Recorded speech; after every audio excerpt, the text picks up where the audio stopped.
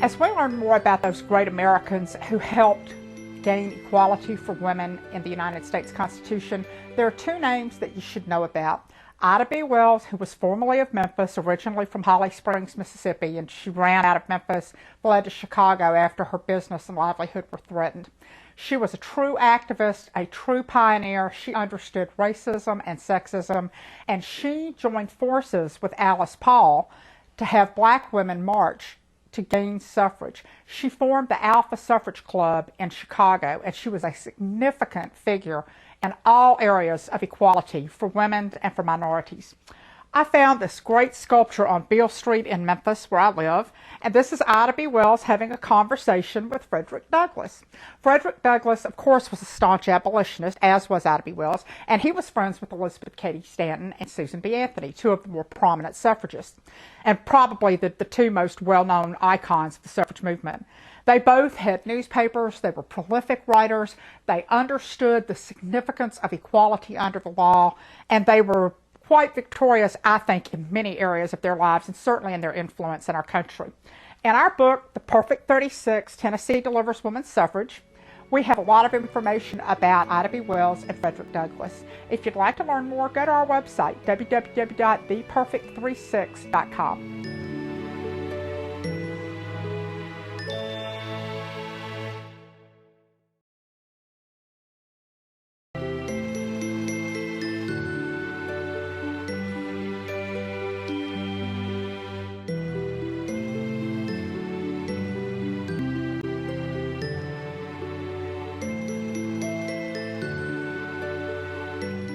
Every time an election rolls around, we hear the lecture, oh, you should go vote. People died for your right to vote. That's true. As the widow of a Vietnam veteran, I can tell you I take that very seriously. However, as a student of the women's suffrage movement, I want young people in particular to understand, and for all people to understand, why that vote matters. The suffragists believe that democracy is not a spectator sport. Democracy does not work if people don't participate. And when I speak to young people, I tell them, you must exercise your right to vote, because you know what? There are people who don't want you to vote. And that's why there are efforts to suppress the vote. This is what other countries do when they don't want people to vote. Dictatorships and oppression of people. In a democracy, we have the right to vote. You have the right to express your opinion. You can run for office. You can work for candidates. You can certainly petition your government for the redress of your grievances, which is what Susan B. Anthony did quite eloquently. I'm very proud of the DVD that we have, which is in the Smithsonian's Political Reference Files. It tells 72 years of history for American women to win the right to vote. Generations, American women win the vote. This was the largest nonviolent struggle in the history of the United States. It was very important. 27 million American women were enfranchised for the first time in 1920, and they achieved this goal without firing a single shot. They didn't kill anybody, and they probably could have. But it's important to know that Tennessee, my state, was the last state that could possibly make it law. I wrote a cover story for the Tennessee Bar Journal in September or October of 1995, telling the wonderful story of how ratification fell to Tennessee. What I want is for you to appreciate your right to vote, because Carrie Chapman Catt, who was the president of the National American Women's Suffrage Association, said, women have suffered an agony of soul that you can never comprehend, that your daughters might inherit political freedom. That vote has been costly. Prize it. To get more information, go to our website, www.theperfect36.com or www.paulacasey.com.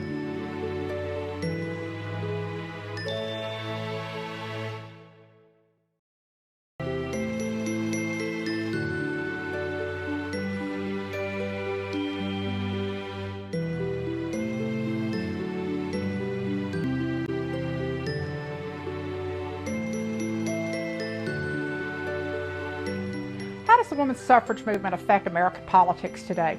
That's a really interesting question. And if you look back through history at how American women were inspired to work for the right to vote, you need to look at what happened with the Iroquois. The Iroquois women actually had sovereignty, and they inspired leaders such as Elizabeth Cady Stanton and Lucretia Mott. Women were always included in the decision making. It was never a question of whether they would be, they just were. And in our country, Everybody thinks too wrongly that people came over on the Mayflower and that they all had the right to vote, and that's not the way it was. Initially, at the beginning of our country, it was only white men with property who could vote. Fortunately, the founding fathers and the women behind them made sure that we had the amendment process, and because our Constitution can be expanded, voting rights have been granted to many other groups. I happen to think that the ratification of the 19th Amendment was one of the most important events in American history. Not only was it the greatest nonviolent struggle in the history of our country, it provided opportunities for women to be involved in the leadership and governing of their country. This is what the suffragists envisioned. This is what we have in our book, The Perfect 36, Tennessee Delivers Women's Suffrage, because as the ratification effort gained steam, it looked like one more state would not be able to be obtained, but fortunately it came to my state, Tennessee, the last state that could possibly ratify in August 1920. Since that ratification effort, we've had more women run for office, and we have been very fortunate to have had Nancy Pelosi as the Speaker of the U.S. House of Representatives. Speaker Pelosi sent me a very nice thank you note when we gave her a copy of our book, which she included in her personal library. I really am proud that Nancy Pelosi was our speaker because I think she's a great role model for young women. She also represents what is possible when women can rise to leadership. I also have to tell you as an aside, I have a joke that we will have achieved true equality when we tolerate mediocre women like we've always tolerated mediocre men. And I think we've gotten there so far with some of the other women who've been in elective office and maybe some of those who've quit. But anyway, I think it's important for us to remember that American women and the men who supported them and the men who voted in those 36 state legislatures believed in ratification as a right and that the right to vote was something that should not be denied. For more information, if you want to read more about our book, go to www.theperfect36.com.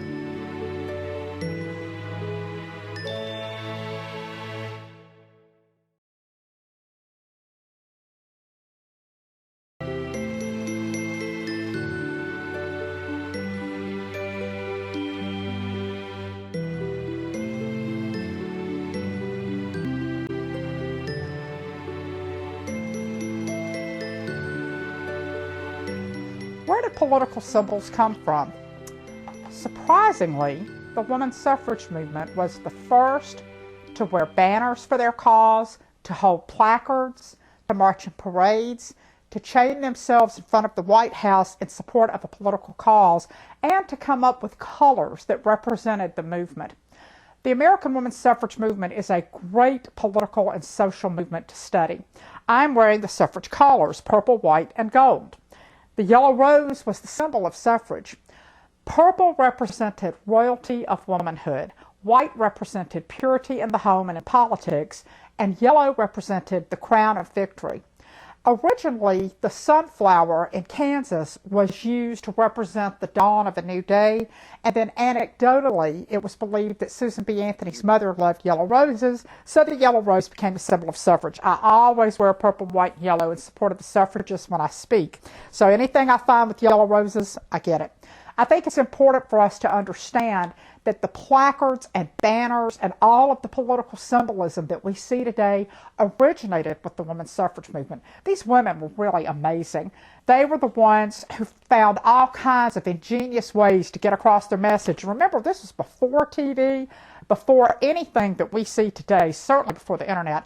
They were able to be persuasive for a political cause by incorporating colors and flowers and banners and placards, all of the things that we take for granted.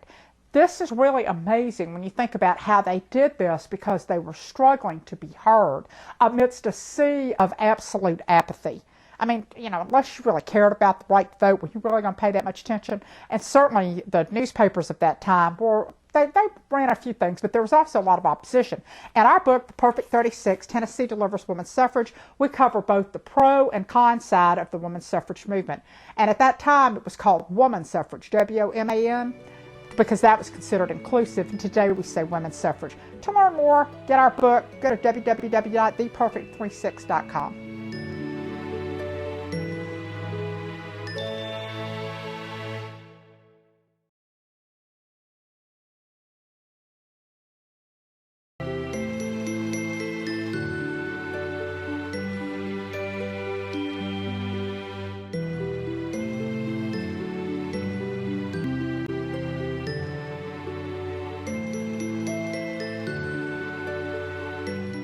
We are very fortunate that Dr. Jan Sherman, who is a prominent historian and who chairs the history department at the University of Memphis in Memphis, Tennessee, was the co-author of The Perfect 36, Tennessee Delivers Women's Suffrage.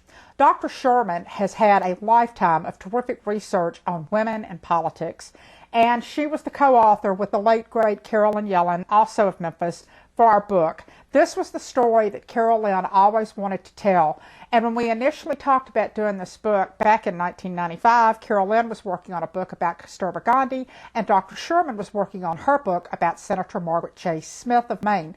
Her book, No Place for a Woman, A Life of Senator Margaret Chase Smith, is also available. Great book. I highly recommend you read it.